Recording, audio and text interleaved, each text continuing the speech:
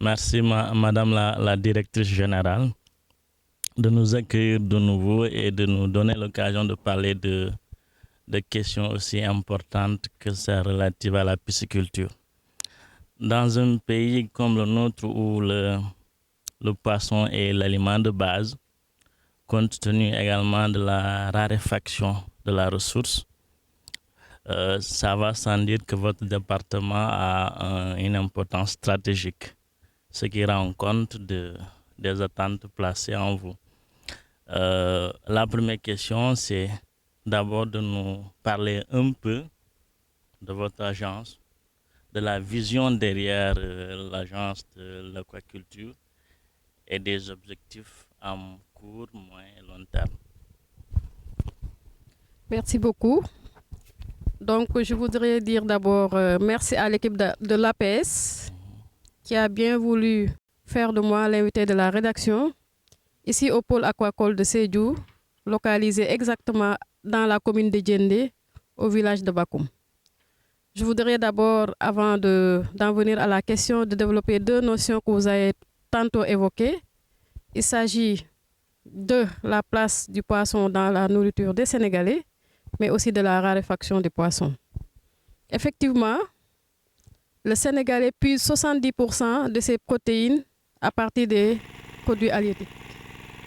C'est-à-dire que dans 100 kg de protéines animales consommées, les 70 kg viennent des produits halieutiques.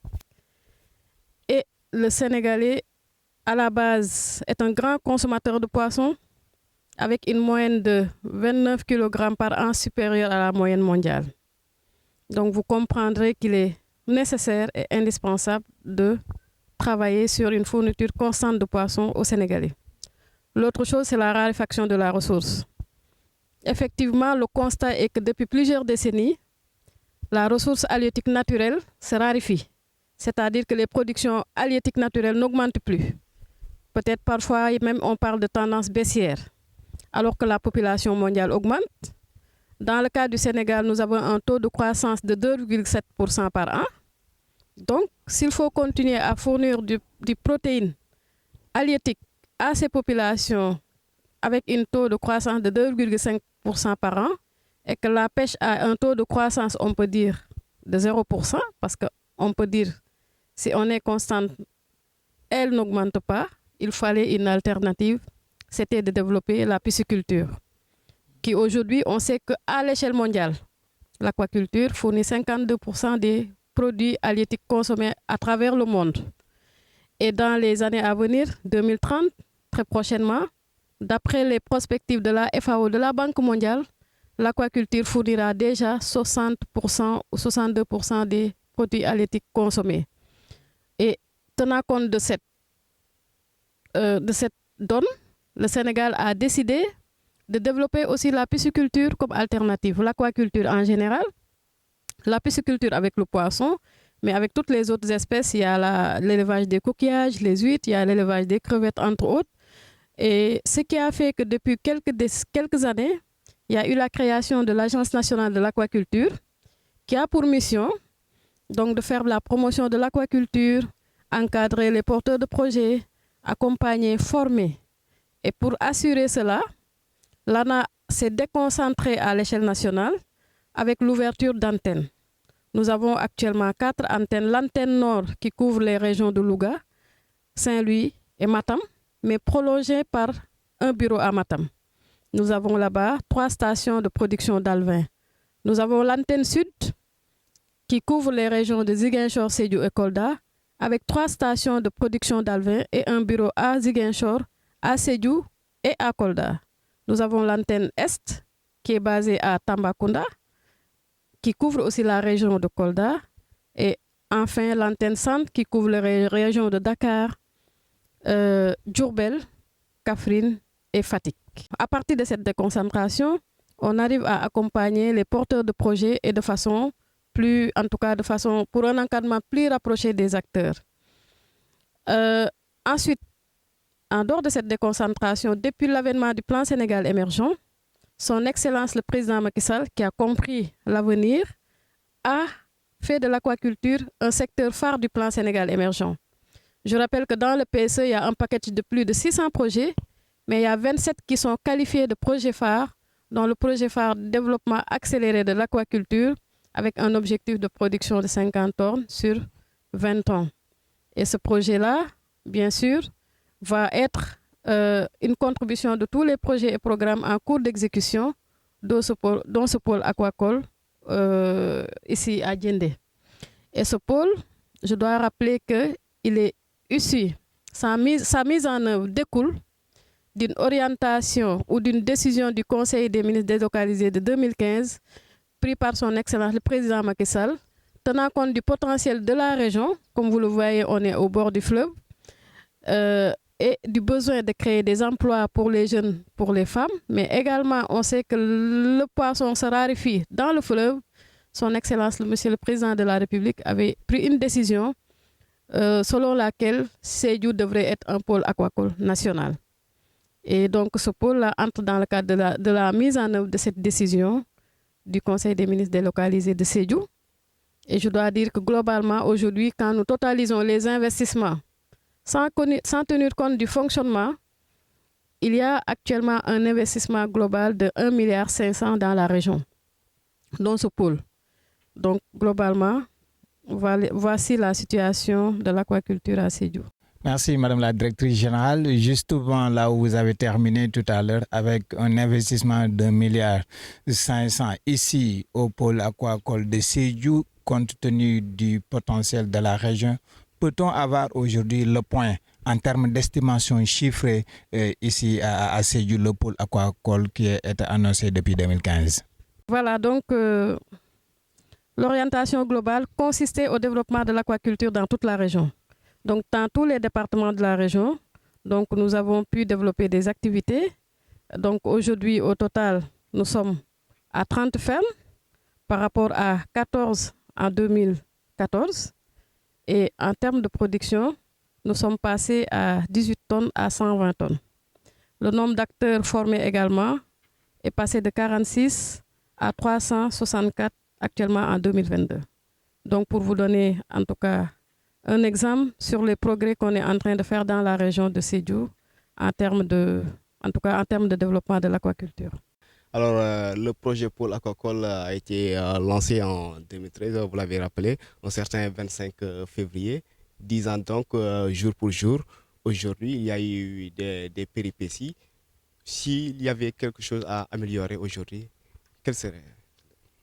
Alors, s'il y avait quelque chose à améliorer, c'était de dire que la décision de faire de Sédhiou un pôle aquacole est en cours de mise en œuvre, mais on demanderait plus d'accompagnement dans le cadre de l'investissement, mais aussi de l'accompagnement de l'exploitation des ouvrages. Comme vous le voyez ici, on est dans une ferme où il y a 50 étangs de 1000 m².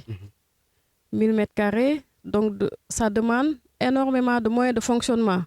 En l'occurrence, les intrants, c'est l'alevin et l'aliment. Alors, en dehors du fait qu'il est nécessaire de renforcer les investissements dans la région, parce que c'est les 3 départements de la région, on a par exemple aujourd'hui en perspective dans le compact validé dernièrement par son Excellence le Président de la République lors du sommet de Dakar 2, on a prévu un investissement de 300 millions dans chaque département. Et si on arrive à lever ce financement, je pense que ça va nous permettre d'aller à l'avant. Mais nous voulons surtout des mesures spéciales liées à un accompagnement annuel de la mise en œuvre de cette décision dans la région de Sédhiou. Particulièrement, peut-être au niveau national, nous voulons une subvention de l'aliment parce que l'aliment constitue jusqu'à 65% des charges d'exploitation d'une ferme. Donc aujourd'hui, pour exploiter ce pôle, ça demande énormément d'aliments. Disons que pour une prévision de 220 tonnes annuelles de ce pôle, on aura besoin de 1,5 fois d'aliments, c'est-à-dire plus de 300 tonnes d'aliments. Et si la tonne est vendue à presque, en tout cas 900 à 1 million, c'est à peu près 300 millions. Et vous imaginez qu'on a une capacité nationale à peu près de 100 millions d'aliments par an. Donc, on n'aura pas de quoi, en tout cas, approvisionner correctement ce site en aliments. On va essayer d'impliquer le privé pour que le privé également puisse venir exploiter des étangs, amener ses propres intrants. Mais si on veut le mettre à la disposition des jeunes, des femmes que vous voyez ici, qui sont à la quête d'emploi, pour qui son Excellence a voulu quand même qu'on fasse de l'aquaculture un secteur pourvoyeur d'emploi, il faut un accompagnement plus conséquent, plus ciblé de la région de Sédhiou en matière d'aquaculture. Bonjour et merci à la directrice générale. Le pôle aquacole de Sédhiou est donc le premier du genre. Comment peut-il être considéré comme un modèle de réussite qu'on peut reproduire dans les autres régions du Sénégal? Voilà, effectivement, c'est le premier du genre. C'est la plus grande réalisation de l'ANA depuis qu'elle est créée en 2006. Donc, comme je l'ai dit tantôt, elle s'étend sur 10 hectares, 53 étangs, un hangar de fabrique d'aliments, une usine de fabrique d'aliments, des bureaux, une salle de réunion et un espace de tri et de commercialisation. Et vous voyez, on a fait en sorte qu'on puisse accéder tranquillement au pôle à travers des pistes aménagées, mais également avec tous les équipements de pompage nécessaires. Effectivement, c'est un modèle. C'est un modèle déjà en termes d'autonomie, parce qu'on a également prévu dans le pôle la production d'alevins, c'est-à-dire les alevins qui doivent empoisonner les étangs pour le grossissement sont produits au niveau du pôle, donc autonomie en alevins, mais également on a mis une fabrique d'aliments pour qu'à travers les sous-produits agricoles qui existent dans la région déjà, qu'on puisse formuler et fabriquer l'aliment même dans le pôle. Donc, fabriquer l'aliment dans le pôle, produire les aliments dans le pôle. Et on a une salle de réunion où on peut même former les acteurs pour qu'ils sachent, en tout cas, dès qu'ils sortent de la salle, qu'ils viennent appliquer ce qu'ils font avec l'accompagnement des techniciens, bien sûr. Donc, c'est un modèle qu'on peut dupliquer partout ailleurs, en tout cas, si les moyens nous le permettent. Et je pense que ça va permettre de créer un cadre économique très spécialisé dans différentes localités du pays. D'ailleurs, nous avons un programme qu'on a déjà élaboré avec le ministère de l'économie et des finances qui l'a validé. Et ce programme s'appelle Un département, un pôle aquacole. Donc l'idée, c'est de dupliquer cet exemple-là dans chaque département pour que ça serve non seulement de cadre de création d'emplois pour les jeunes, pour les femmes, qui sont des cibles privilégiées de son Excellence le Président de la République, mais également que ça peut servir de cadre d'incubation. Parce qu'à partir d'ici, une personne qui a 2 étangs, qui les exploite, après avoir maîtrisé ou bien collecté, ou bien après avoir collecté certaines recettes, peut même être autonome et aller s'installer ailleurs. Il a le savoir-faire, il a des ressources. Entre autres, même s'il n'a pas ses propres ressources aujourd'hui, nous sommes là également pour accompagner les jeunes à élaborer les projets, à déposer à la DER, qui a par exemple une ligne de 2 milliards allouée à l'aquaculture. Aujourd'hui, la DER a validé plusieurs dizaines de projets de jeunes qu'on peut en tout cas installer ailleurs. Donc pour dire comment le pôle peut servir aussi bien d'incubateur, mais également c'est un lieu de création de ressources économiques pour les différents bénéficiaires, mais peut être dupliqué dans différentes localités du pays. Alors, Madame la Directrice Générale, parlant toujours du secteur aquacole, quel est l'impact attendu en termes de création d'emplois dans la région de Sédhiou? L'autre chose, vous avez évoqué tout à l'heure le porteur de projet. Est-ce qu'on peut avoir une idée exactement du nombre de porteurs de projets que vous avez accompagnés dans votre département? Au fait, pour le développement de l'aquaculture dans la région, on ne s'est pas donné de limite par rapport au nombre de bénéficiaires. Dépendra des porteurs de projets privés, dépendra des possibilités de l'État à développer l'aquaculture dans les différentes localités selon les potentialités et les demandeurs. Donc aujourd'hui, je disais tantôt, on a formé plus de 350 acteurs dans la région et la plupart sont en activité et d'autres peuvent être aussi porteurs de projets. Mais en d'autres termes, par rapport à l'orientation de faire de Sédhiou un pôle aquacole, on peut se dire qu'on ne s'est pas fixé un chiffre limite par rapport en tout cas au nombre d'emplois dans l'avenir, mais on peut en faire énormément. La directrice générale, on va parler un peu sur l'élevage des huîtres, une activité essentiellement occupée par les femmes. Où en êtes-vous? Et peut-être une dernière question, combien le pôle de Sédhiou a reçu combien d'alevins jusque-là? Alors le pôle de Sédhiou, d'abord sur l'ostréiculture, donc malheureusement, la région de Sédhiou n'est pas trop ostréicole par rapport à la région de Ziguinchor, où on encadre beaucoup de femmes ostréicultrices pour qui on fait des infrastructures également de production d'huile, à qui on fournit des pirogues, pour qui on forme pour être moderne, pour avoir les techniques de production modernes, mais également pour qui on a construit même un bassin de dégorgement pour pouvoir affiner les huîtres et les commercialiser à travers les hôtels et les restaurants de la région. Mais Sédhiou ne regorge pas de potentiel ostréicole particulièrement, malheureusement. Ensuite, par rapport au nombre d'alevins, nous avons une écloserie. Nous avons estimé qu'à travers le pôle, on peut faire une production annuelle de 5 millions d'alevins, qui peut non seulement empoisonner les étangs ici, mais également qui a parce qu'à partir d'ici, on donne également des alevins aux autres producteurs de la région. Donc, on s'est fixé une capacité annuelle de 5 millions d'alevins, pour empoisonner les étangs du pôle, mais aussi pour en donner aux autres producteurs de la région. Madame la directrice générale, vous n'êtes pas sans savoir que le président Sall a engagé une bataille pour la souveraineté alimentaire, non seulement en Afrique, au Sénégal, mais en Afrique, avec le sommet de Dakar 1 et Dakar 2. Est-ce qu'aujourd'hui, votre département peut jouer sa partition dans l'atteinte de cet objectif de souveraineté alimentaire et comment? Merci. Effectivement, depuis l'avènement du plan Sénégal émergent d'ailleurs, l'une des missions assignées à l'aquaculture, c'est de contribuer au moins à hauteur de 10% à la fourniture en poissons au Sénégal. Donc ça, c'est déjà contribuer à la nourriture. Quand le PAP 2A, qui a été élaboré lors de la relance économique post-Covid, il a également été repositionné l'aquaculture comme un secteur capable de contribuer à la souveraineté alimentaire. Et récemment, sur instruction de son Excellence Monsieur le Président de la République, Monsieur le ministre de l'Agriculture a piloté, en collaboration avec ses collègues de la pêche et de l'élevage, un programme de souveraineté alimentaire, programme auquel on a contribué à l'élaboration, avec une forte composante aquaculture. Et en dehors du programme de souveraineté alimentaire nationale globale, lors du sommet de Dakar 2 également, il a été validé le compact dans lequel l'aquaculture a un budget prévisionnel de 46 milliards. Donc 46 milliards qu'on devrait en tout cas pouvoir mobiliser dans le programme validé par son Excellence pour en tout cas continuer à développer l'aquaculture au Sénégal. Parce que comme on l'a dit plus tôt, on est fortement dépendant des produits halieutiques pour être souverain, en tout cas, et assurer la sécurité alimentaire en matière de protéines.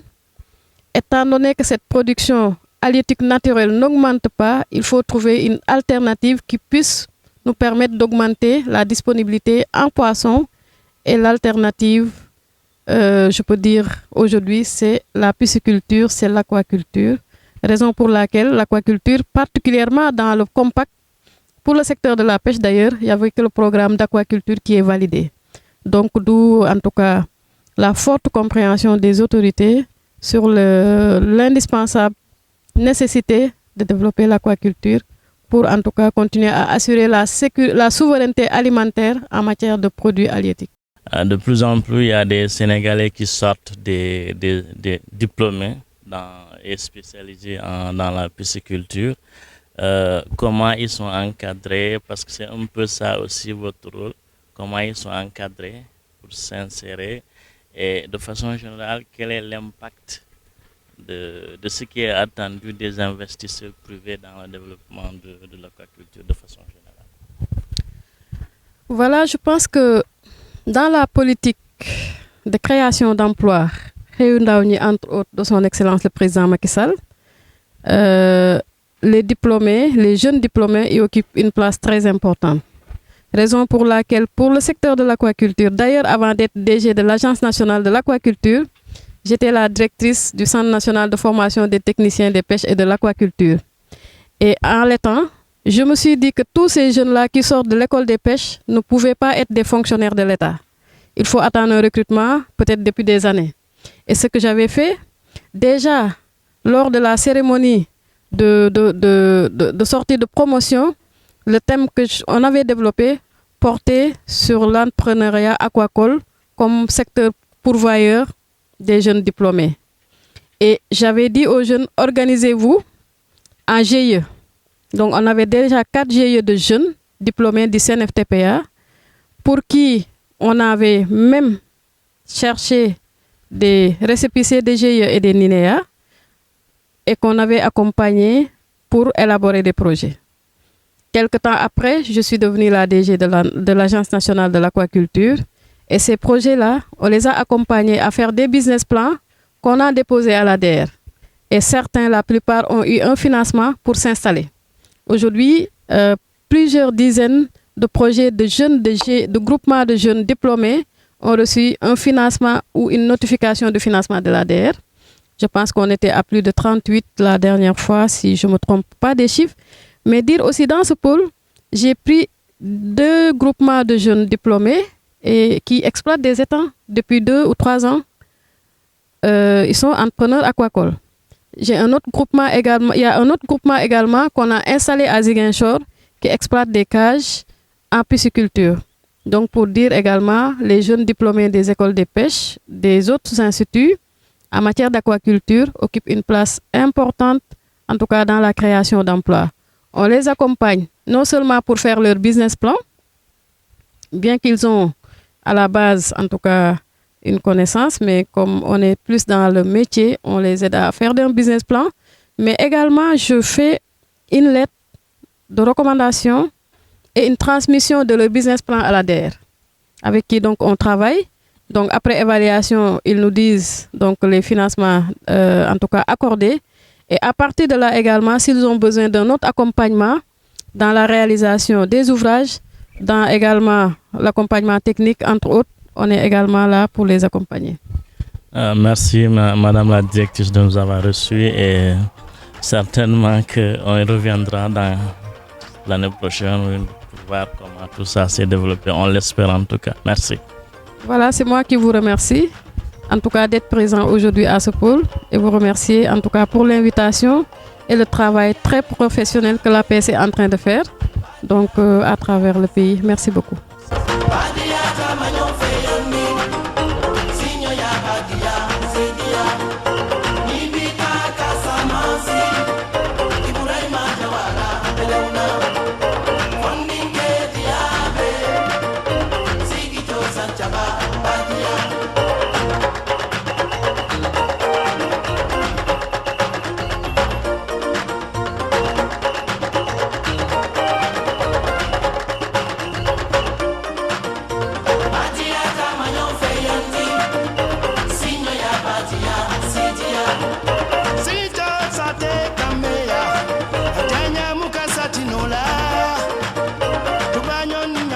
Marabati la tanina, ofananka sa te dia akasa.